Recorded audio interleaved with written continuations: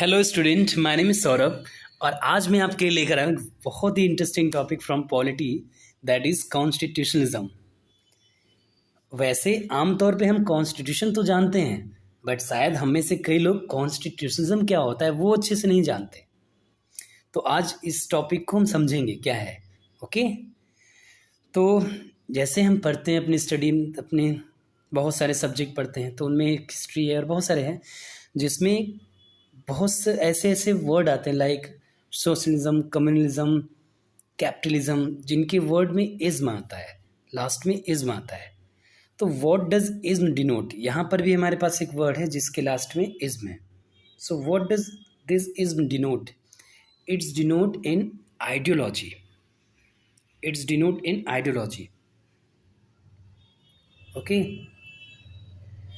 So constitutionalism is an constitutionalism is an ideology, basically an ideology. So what is the ideology of the constitutionalism?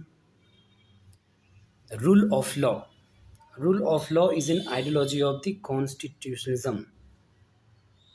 अब rule of law क्या होता है? Rule of law means government is under the law. Rule of law check the arbitrariness of the government. Okay, तो in short अगर कोई arbitrary manner में act नहीं कर पाता, मतलब कहीं ना कहीं उसके पावर पे एक लिमिटेशन है. So rule of law limits the power of the government. इसको एक अलग टर्म्स भी या अलग तरीके से समझ सकते हैं कि rule of law means limited government.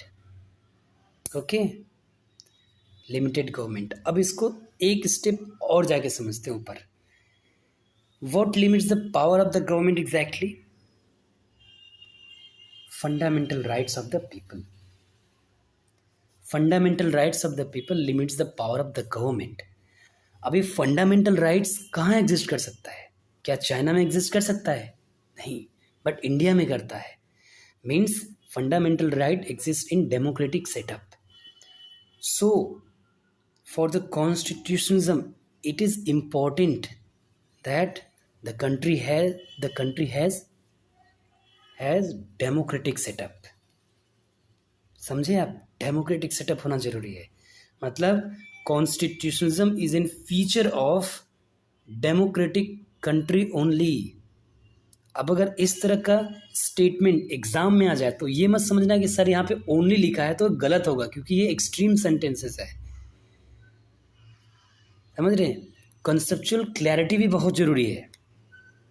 ठीक, तो कभी भी अगर ये आए इस तरह का सेंटेंस कि constitutionalism is the feature of the democratic country only, तो वो सही है. अब ऐसा क्यों है?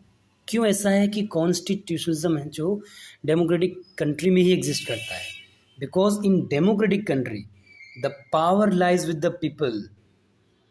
Means popular sovereignty exists. Popular sovereignty exists. Okay? अब यहाँ तक क्लियर है? अब आगे चलते हैं. Okay, we know each and every country has their own constitution, right? तो कॉन्स्टिट्यूशन होना ये गारंटी नहीं है कि वहाँ पे कॉन्स्टिट्यूशनलिज्म भी एग्जिस्ट करेगा ही करेगा. ठीक है? So it is very much possible that कि कॉन्स्टिट्यूशन तो हो लेकिन कॉन्स्टिट्यूशनलिज्म एग्जिस्ट ना करे. क्यों ऐसा होगा? ऐसा तब होगा जब वहाँ के जो रूलर हैं they are not following the constitutions, they have their own dictatorship. समझ रहे हो? Means only mere existence of the constitution is not guaranteed of the constitutionalism. Okay, समझ रहे हैं आप यहाँ पर? तो because they have their own dictatorship, तो वहाँ पे उनकी खुद का शासन है. ठीक, कानून का शासन नहीं है, इसलिए वहाँ पे कॉन्स्टिट्यूशनलिज्म एग्जिस्ट नहीं कर सकता. And one more thing also, the constitutionalism also exists in unwritten constitution also.